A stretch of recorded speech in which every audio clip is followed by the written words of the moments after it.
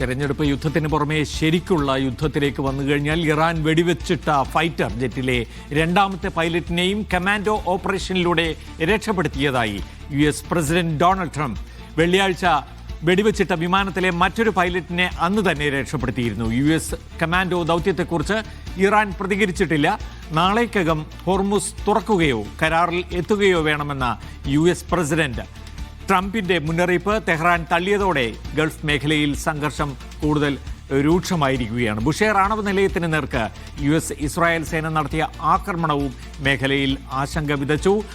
ആണവ വികിരണം സംഭവിച്ചാൽ തകരുന്നത് തെഹ്റാനല്ല, ഗൾഫ് രാജ്യങ്ങളായിരിക്കുമെന്ന് ഇറാൻ വിദേശകാര്യ മന്ത്രി പറഞ്ഞു. MCA നാസർ ചേരുന്നു നമ്മോടൊപ്പം. നാസർ, രണ്ട് കാര്യങ്ങളാണ്. ഒന്നാമത്തേത്, ഈ ഇറാൻ വെടിവെച്ചിട്ട ഫൈറ്റർ ജെറ്റിലെ മറ്റൊരു ജീവനക്കാരനെ കൂടി കമാൻഡോ ഓപ്പറേഷനിലൂടെ രക്ഷിച്ചു എന്ന് പറയുന്നു.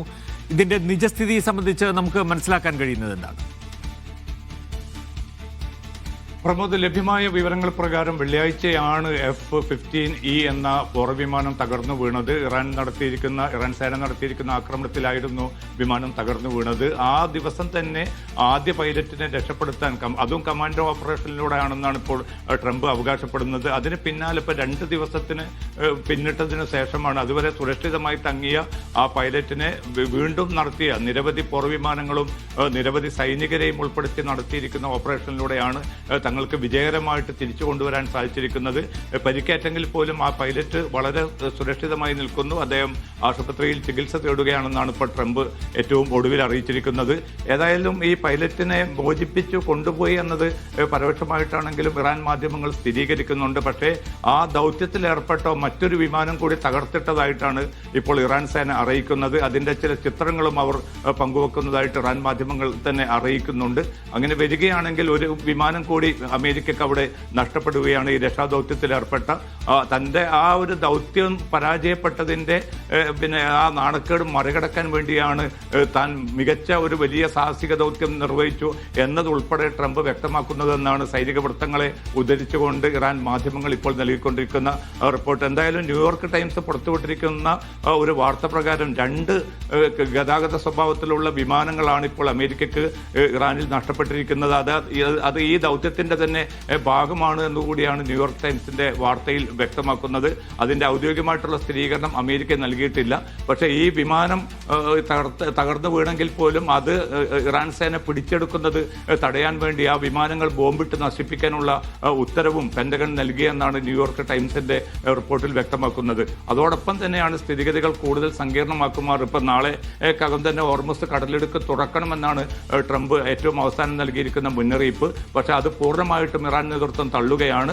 അത്തരം നീക്കങ്ങളോ അത്തരം തിട്ടൂരങ്ങളോ ഒന്നും തങ്ങൾ അംഗീകരിക്കാൻ പോകുന്നില്ല എന്ന ഒരു ഉറച്ച നിലപാടിൽ തന്നെയാണ് ഇറാൻ നിലയുറപ്പിച്ചിരിക്കുന്നത്. അങ്ങനെ വരികയാണെങ്കിൽ വൈദ്യുത ഊർജ്ജ കേന്ദ്രങ്ങളിലേക്ക് ആക്രമണം വ്യാപിക്കും. അതിന്റെ തിരിച്ചടി ഒരുപക്ഷെ ഗൾഫ് രാജ്യങ്ങൾക്ക് നേരെ ഉണ്ടാകുമെന്ന കൃത്യമായിട്ടുള്ള സൂചനയാണ് ഇപ്പോൾ ഇറാൻ നൽകിക്കൊണ്ടിരിക്കുന്നത്. ഇന്ന് വെളുപ്പിന് കുവൈത്തിലെ എണ്ണ ജലശുദ്ധീകരണ കേന്ദ്രങ്ങൾക്ക് നേരെ നടന്ന ആക്രമണത്തിൽ വലിയ സാരമായിട്ടുള്ള കേടുപാടുകൾ അവിടെ നിലയങ്ങൾക്ക് സംഭവിച്ചതായിട്ടുള്ള റിപ്പോർട്ടുകൾ കൂടി പുറത്തു വരുന്ന ഒരു പശ്ചാത്തലത്തിൽ പ്രത്യേകിച്ചും.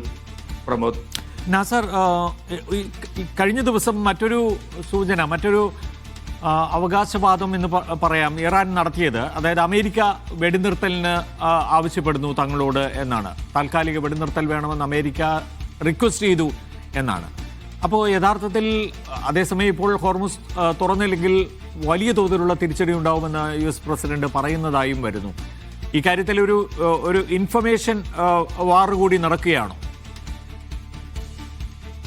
തീർച്ചയായിട്ടും പ്രമോദ്, 2 തലങ്ങളിലും ഇറാന്റെ ഭാഗത്തു നിന്ന് തുടരുന്നുണ്ട്. ഇറാൻ ഇന്നലെ വ്യക്തമാക്കിയിരിക്കുന്നത് തങ്ങളുടെ എയർ ഡിഫൻസ് സംവിധാനം പൂർണ്ണമായിട്ടും മാറ്റിയിരിക്കുന്നു. പുതിയ എയർ ഡിഫൻസ് സംവിധാനങ്ങൾ തങ്ങൾ ഏർപ്പെടുത്തിയിരിക്കുന്നു. അതുകൊണ്ടാണ് ഈ 2 പോർവിമാനങ്ങളെ തകർത്തിടാൻ തങ്ങൾക്ക് സാധിച്ചിരിക്കുന്നത്. അതുകൊണ്ട് ഇനിയും അത്ഭുതങ്ങൾ നിങ്ങൾക്ക് പ്രതീക്ഷിക്കാമെന്നാണ് അമേരിക്കയോടും ഇസ്രായേലിനോടുമുള്ള ഒരു പരസ്യമായിട്ടുള്ള വെല്ലുവിളി എന്ന നിലക്ക് ഇറാൻ നൽകിയിരിക്കുന്നു. അപ്പോൾ ഈ പുതിയ എയർ ഡിഫൻസ് സംവിധാനം എവിടെ നിന്നാണ് പുതുതായിട്ട് ഇറാന് ലഭ്യമായത് എന്നതുൾപ്പെടെയുള്ള ചോദ്യങ്ങൾ വിവിധ മാധ്യമങ്ങൾ ഉന്നയിക്കുന്നുണ്ട്. എന്തായാലും കൂടുതൽ ശക്തമായിട്ടുള്ള പ്രതിരോധ സംവിധാനം ഏർപ്പെടുത്തി എന്നാണ് പറയുന്നത്. അതിനിടയിലാണ് പ്രമോദ് സൂചിപ്പിച്ചതുപോലെ ഒരു മധ്യസ്ഥ രാജ്യം മുഖേന 48 മണിക്കൂർ നേരത്തേക്ക് വെടിനിർത്തലിന് തങ്ങൾ സന്നദ്ധമാണ് എന്ന് അമേരിക്ക അറിയിച്ചത്. പക്ഷേ ഇത് പൂർണ്ണമായിട്ടും തങ്ങൾ നിരാകരിച്ചതായിട്ടാണ് ഇറാൻ അവകാശപ്പെടുന്നത്. കാരണം ഒരു സമ്പൂർണ്ണമായിട്ടുള്ള യുദ്ധവിരാമമല്ലാതെ താൽക്കാലികമായ ഒരു വെടിനിർത്തൽ അത് അംഗീകരിക്കുന്ന പ്രശ്നമില്ല. അതോടൊപ്പം തന്നെ തങ്ങൾ മുന്നോട്ട് വെച്ച ചില ഉപാധികളുണ്ട്. ഹോർമുസിന്റെ മുകളിലുള്ള പൂർണ്ണ നിയന്ത്രണം ഉൾപ്പെടെയുള്ള കാര്യങ്ങൾ, ആ കാര്യങ്ങളിൽ ഒരു വിവരങ്ങൾ നൽകിയത്.